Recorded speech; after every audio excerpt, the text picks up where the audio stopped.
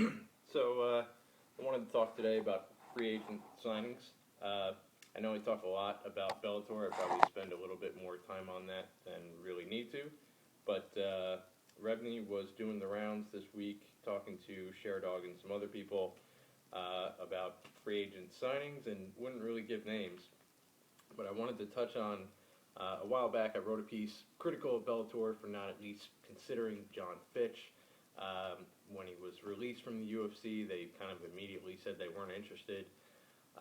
But really, John Fitch and guys that are released from the UFC, like they said, are not going to be what they're interested in, and that's understandable from a cost perspective point of view, as well as developing your own stars.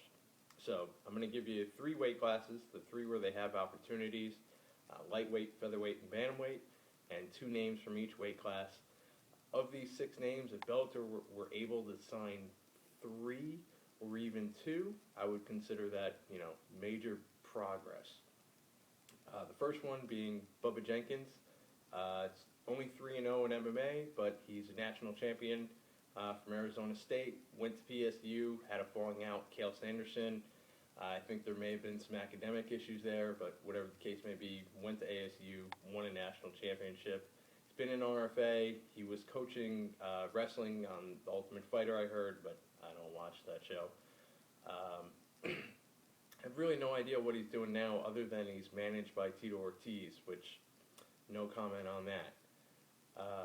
The other lightweight, not to say that he's a free agent per se, but Justin Gaethje from the World Series of Fighting is 11-0. It's looking pretty good. If he can get through his World Series of Fighting contract, he's going to be one of those guys that has kind of a big name in MMA, but doesn't have that UFC name on him. So he'll be a big asset. I don't know if they'll want to pay what he's going to go for. Featherweight and lightweight, the Bubba Jenkins signing of everybody on the list, that's by far the biggest one. Featherweight, by far the biggest one available is Lance Palmer. He's getting ready to face Jared Downing June 21st, RFA in Milwaukee.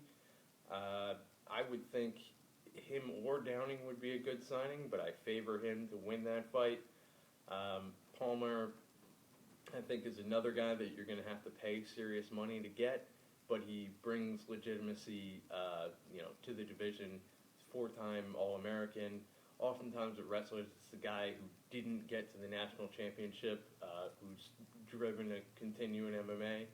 I like him for Bellator more than Bubba Jenkins, who I think probably won't want to go. I don't know if Palmer would want to go, but I think one of the two, if you pay him enough, you probably get him. The other featherweight would be Calvin Kattar. Really no idea what's going on with him. He's up in Boston. He fights for CES MMA most of the time, or reality fighting. I can't remember which one. Don't hear a whole lot out of him when he's not fighting. He's 13-2. His strength of opposition is really good, and he's well-rounded. So I think he would be a good addition. I'm going to move on to bantamweight. Definitely tops at bantamweight is CFFC's Aljamain Sterling. He's from Team Bomb Squad. He's 6-0. He's just getting over a torn labrum that he had surgery on. I expect him to go to the UFC if he doesn't go somewhere else first, pretty much whenever he wants to. He's one of those guys that you watch and you know right away that he's going to go as far as he wants. But he's young. I think he's only 23. So if you show up at his door with a big sack of money, you never know.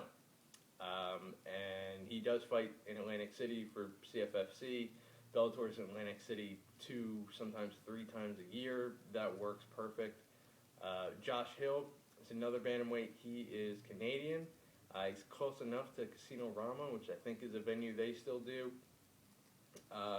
He's 9-0. I would say, lesser known. Strength of opposition is okay, but it's another undefeated bantamweight to add to a tournament. So those are the 6. I think those are all more realistic than an ex-UFC released fighter, but I don't expect them to get any of those. If they were to get 2 or 3, I would be very surprised and pretty excited for where those divisions are going. So let me Let me know what you think. Leave some comments. Tell me I'm stupid or I don't know anything about these fighters or whatever you feel. I appreciate you watching the video. Thanks.